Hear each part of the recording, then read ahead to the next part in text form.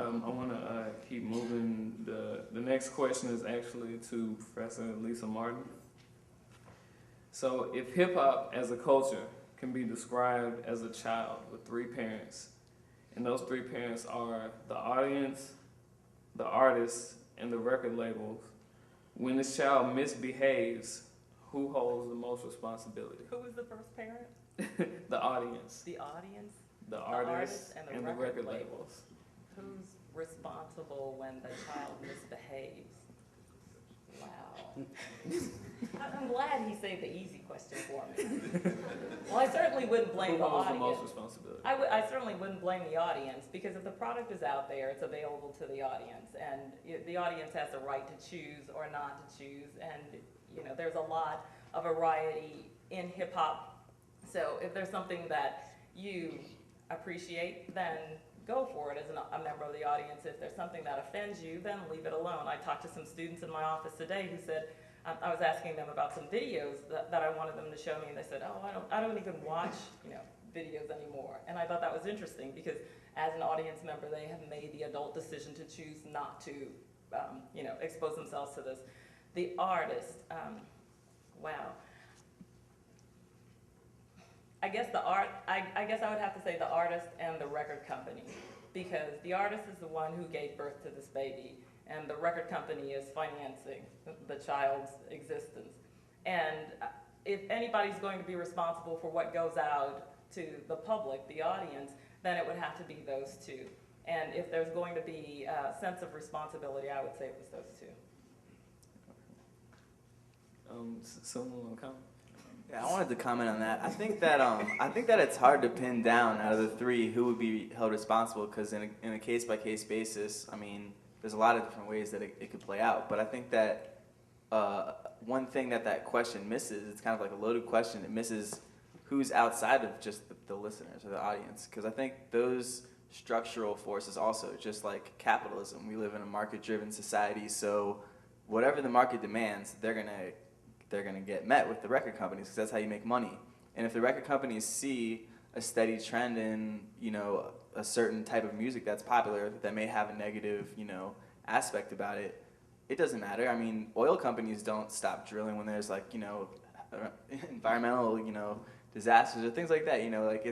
It's a really shady kind of fine line. But I think that ultimately, if we want to talk about music being responsible for negative after effects, then I think you have to hold the entire, global or national industries also at fault when they've crossed the line. So I actually blame the label for and reason being, I mean, I understand the need to make money. I surely understand that, but at the same token, I chose not to follow the trend. I wouldn't dare produce a Soulja Boy or other those little guys that's kick dancing and whatever they call it. I mean, it just doesn't. It doesn't represent me, and it's not real music to me. I mean, that's cool what they're doing, but that's not what hip hop is to me. If I have to follow a trend just for the money, then I'd rather not follow that trend. So I blame the label. See, I look at it a little bit differently.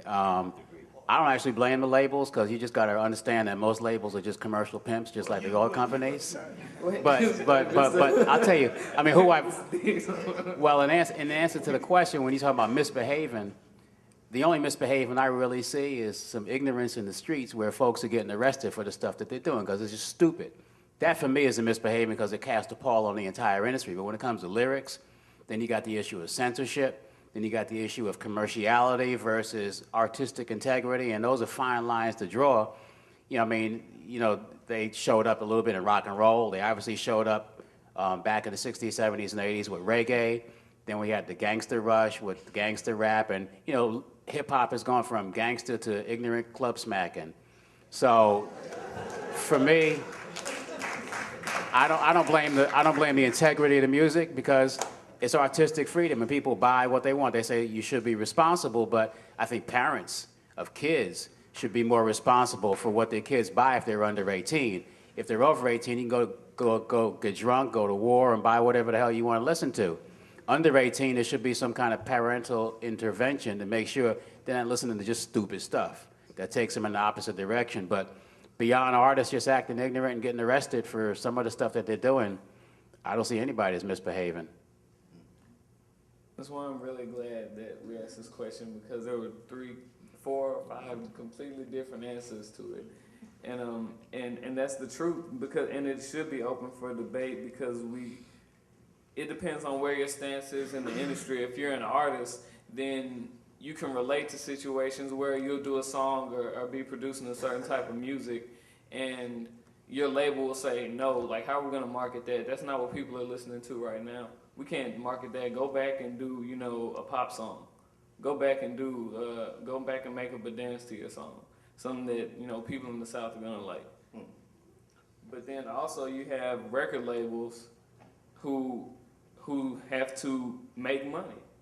They're putting all their money at risk every day that they sign an artist, because they're not guaranteed to get a return on that money that they use to promote and to market an artist. So in some way, they have to figure out, how am I going to make a return on my investment? Now, when you have record labels that are releasing artists such as Talib Kweli or Common or Mos Def, who are putting out music that many would label as positive, but these artists never go gold and far from platinum.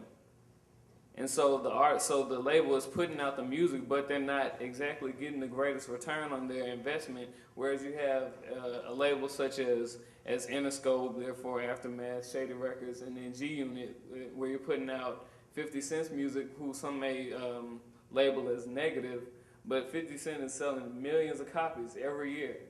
So should the label sacrifice their integrity to make a return on their investment and serve the purpose and actually make a profit? Or should they just, say, forget the money and we're going to try to promote music that we think is good? I'm sorry, I won't say the name, but I was a contract worker at a major independent distributing company. And I actually sat in meetings and watched the people say, hey, just put it out. It's like, well, it's not any good. They're like, just put it out anyway. And so what happens is you put out all the music in the market, consumers buy it, and then it's, not worth it. And after a while, it's like, I'm not picking up any more music because I've been burnt these 2-3 times. So the major labels, in my thing, is they hijack music. And now, everybody's feeling the effect of it. So there's a chunk of music out there. You have to consider why they actually chose that music, because it sells and it makes dollars, and that's what they're interested in. And those are the reasons why 50 Cent can keep putting out an album, because he'll keep getting funded because he sells. They provide a menu and we buy it.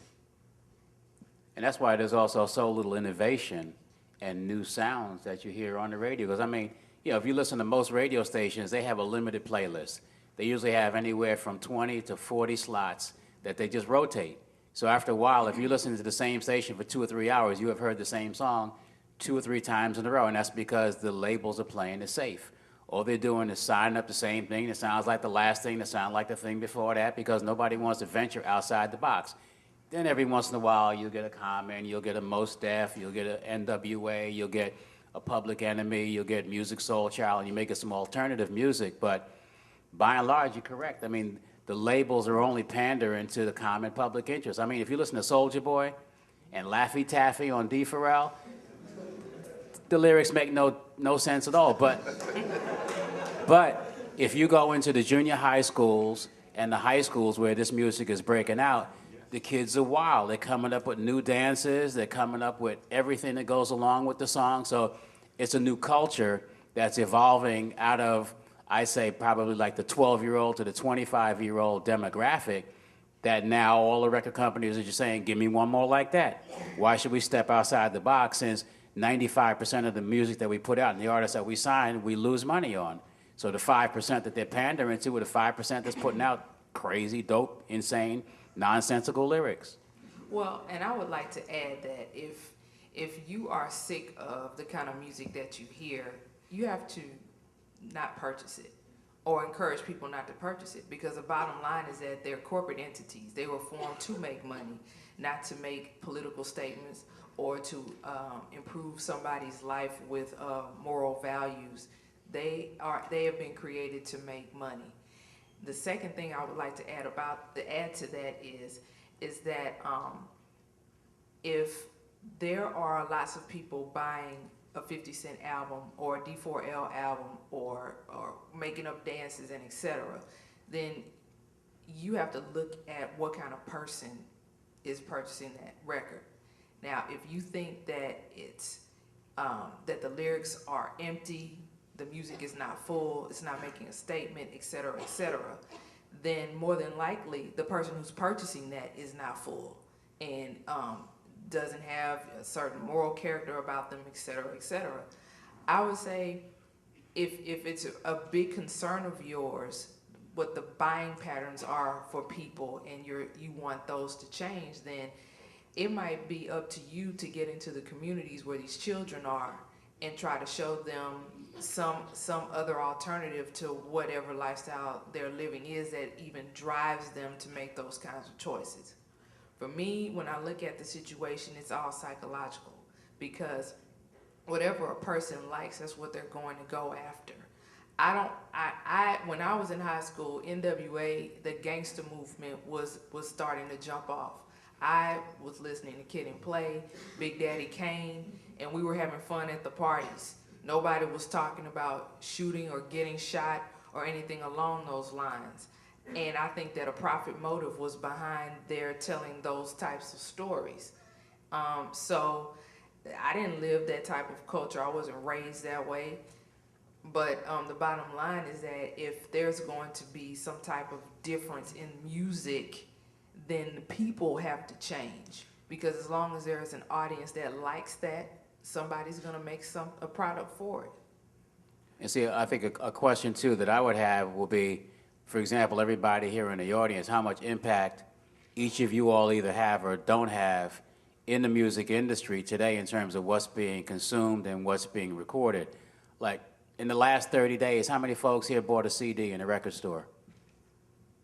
Less than a dozen. Like, in the last 30 days, how many folks here downloaded some music? Yeah. Now, in the last 30 days, the folks that downloaded that music, how many folks, without any problems, paid for the music that you downloaded as opposed to shared it?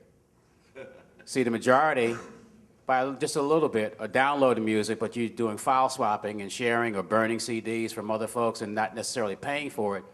And that also impacts the quality of what gets recorded by the record companies, what gets funded, what acts get sold.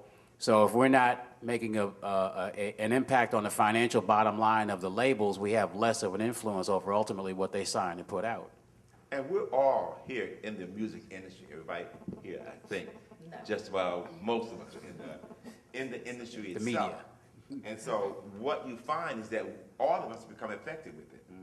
All of our artists, the touring, everything is affected by the fact that everyone's now downloading music rather than going to the record stores and purchasing a CD. It affects the car note, the rent, the mortgage. And it's not as expensive to have to do a track that doesn't take an actual musician, you know, somebody who knows how to run a session, and you know, the money that's being missed from the file sharing and file swapping, that would go toward paying a real musician or someone who knows how to produce a session. Well, I've had a young lady that worked at my record store, and she would go home on the weekends after she left school, and she would come back with burnt CDs. Yeah. So I asked her, I said, where'd you get the CDs from? She said, I got them from the flea market. They burnt them for me. So when the music sales went down, the first person I laid off was her, because she was thinking. That's reality. But it is. It is. And another thing too. Now, I don't know what influence do the artists have on the consumer. I don't watch BET. I don't watch MTV because it's all smoke and mirrors. But if I wasn't in the music industry and I was a consumer of music, I wouldn't buy the music, because the first thing I would think about, look at all that gold and platinum and diamonds and cars he got. He don't need my money. Mm-hmm. You know. So hell, I download it too. You know. So.